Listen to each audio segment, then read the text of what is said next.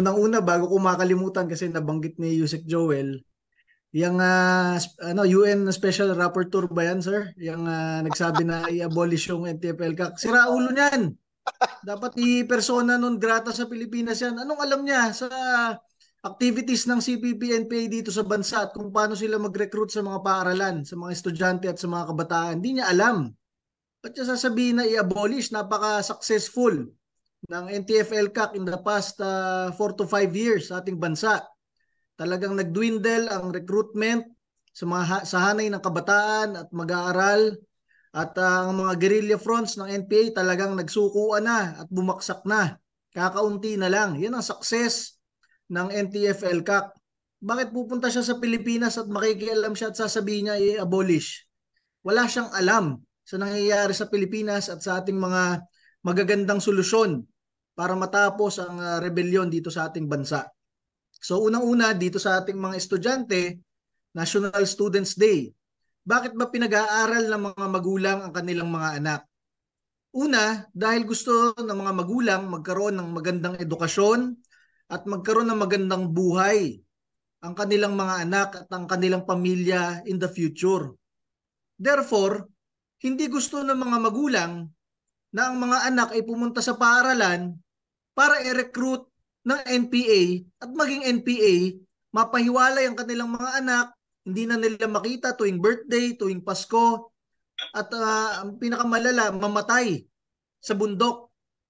'Di ba? Hindi sila naging pag-asa ng kanilang bayan, hindi sila naging pag-asa ng kanilang pamilya, na sayang ang kanilang potensyal at ang kanilang buhay pag sila ay sumapi sa CPP-NPA. Kaya tayo sa TAG, tayo sa NTF-ELCAC at sa buong gobyerno, nilalabanan natin ang recruitment ng CPP-NPA sa ating mga mag-aaral. Kaya ngayong National Students Day, sinasabi natin sa mga mag-aaral, gawin ninyo ang inyong duty sa inyong pamilya at sa ating bansa. Kaya nga natatag yung National Youth Commission, ay ang batas na ito ay Youth in Nation Building Act, kung paano immobilize ang mga kabataan para palakasin ang sambayanang Pilipino, hindi para pabaksakin ang gobyerno. Yan nga sinasabi ko, yung ibang ating mag-aaral, yung ibang mga makakaliwang mag-aaral, katulad ng nasa UP, PUP at iba pa, sasabihin nila, paglingkuran ng sambayanan, di ba? Tapos paano ninyo pinaglilingkuran ng sambayanan? Yung gobyerno na tinatag ng sambayanan at yung mga tropa ng gobyerno na sinusuportahan ng sambayanan, gusto nyo pabaksakin. At pag umakyat kayo sa bundok, gusto ninyo patayin. Paano ninyo pinaglilingkuran ng sambayanan sa ginagawa ninyong iyan? Ang inyong trabaho sa paaralan ay mag-aral. Kaya ngayon National Students Day, ipinapaalala natin ang inyong trabaho, ang inyong duty. Mag-aral kayo upang makatulong kayo sa inyong pamilya at makatulong kayo sa ating bansa. Hindi ninyo trabaho na mag-join sa CPP-NPA at pabaksakin ang ating gobyerno. Napakasayang ng pera ng bayan na pinag-aaral lalo na sa mga scholars ng state colleges and universities, pinag-aaral kayo ng gobyerno, pinag-aaral kayo ng sambayan ng Pilipino, pero ang inyong goal ay mag-join sa NPA at pabaksakin ng gobyerno at ang sambayan ng Pilipinong nagpapaaral sa inyo. Hindi nyo sila pinaglilingkuran sa ganyang pinaggagawa ninyo. So ngayon, dito tayo sa malaking suporta natin sa NTF-ELCAC dahil napakalaki ng success sa past 4 to 5 years ng NTF-ELCAC, napipigilan ang recruitment ng CPP-NPA. Bakit natin tinututukan yung sa hanay ng kabataan? Sabi ng iba, Cardema, huwag kang makialam sa NPA. Hindi yan issue ng National Youth Commission, issue yan ng military. Sino bang nire-recruit ng NPA? Senior citizens ba? O mga kabataan Pilipino? They are recruiting the Filipino youth to replenish their ranks kasi nauubos na, nagsusukuan na. At ito ang ating isang gustong ibigay na insight sa ating mga mag-aaral. Hindi ko lang sinasabi to bilang chairman ng National Youth Commission, sinasabi ko to bilang isang member dati ng League of Filipino Students at ng Kabataan Party List mismo sa UP. Ako yon mismo. Yung aking tatlong batchmate namatay na as NPA Kaya nga kaya kong debatihin, ito sina Raul Manuel, sina Kaloy Zarate, itong sina ACT teacher sa Franz Castro na makapalang muka, kinasuhan pa ang dating Pangulong Duterte, na alam natin kung sino talaga nagre-recruit papunta sa hanay ng NPA. Sasabihin nila sa akin dati, Kartema, tumigil-tigil ka, wala kaming kaugnayan sa NPA. After 1 week, namatay yung anak ni Bayan Muna Congresswoman Colyamat, daughter niya, bilang NPA.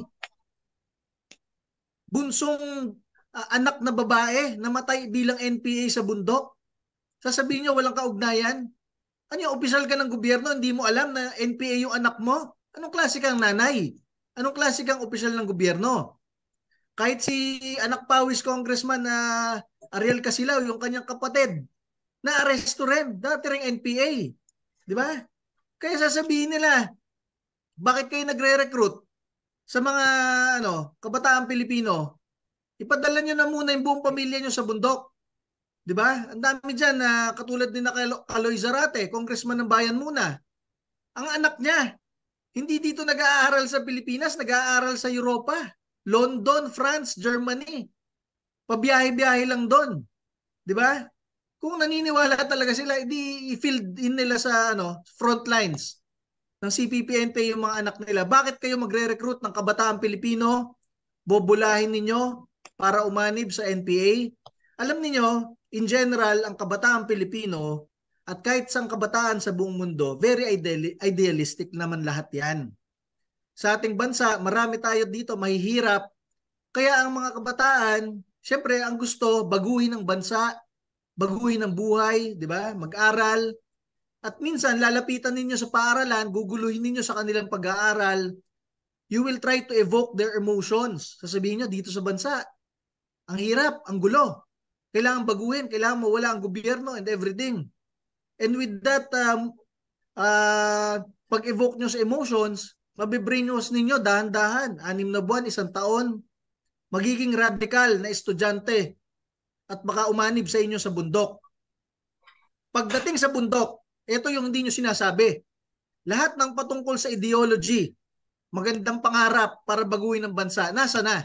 Nandun kayo sa bundok para manunog ng cell site, manunog ng mga bus, ng mga equipment na panggawa ng mga karsada, pambiyahe ng mga Pilipino, sa pagsunog nyo ng cell site para mag-extort kayo ng pera sa mga telecom companies.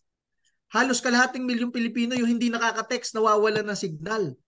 Paano ninyo pinaglilingkuran ng sambayanan sa mga pinaggagawa ninyo? Marirealize yan nung kabataang umakyat sa bundok, ang problema hindi na siya makababa. Kasi natatakot siyang patayin rin siya ng mga kasama niya.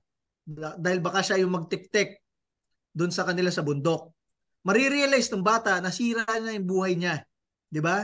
Tingnan nyo na lang yung mga nagsusuko ang NPA at the age of 50, 60, 70. Nung panahon ni Pangulong Duterte hanggang ngayon nagsusukuan sila. Hindi pa isa-isa. By unit ang suko. By guerrilla front ang suko. Na-realize nila, sinayang nila ang buhay nila. So sa mga estudyante ngayon, National Students Day, dapat ma-realize ninyo. Nasasayangin ninyo ang inyong potensyal. Hindi ninyo makikita ang inyong mga nanay, ang inyong mga tatay, ang inyong lola, ang inyong mga kapatid, ang inyong mga mahal sa buhay. Kung sisirain ninyo at aakyat kayo sa bundok, better kung magpatuloy kayo kung bakit kayo naging estudyante. Mag-aral kayo para maiangat ninyo ang buhay ng inyong pamilya at ang ating bansa. Kayo ay tunay na pag-asa ng ating bayan. Paglingkuran ninyo ang sambayanan at ang sambayanan umaasa na kayo ang magtataas, magpapatatag at magpapalakas sa ating gobyerno at sa ating bansa.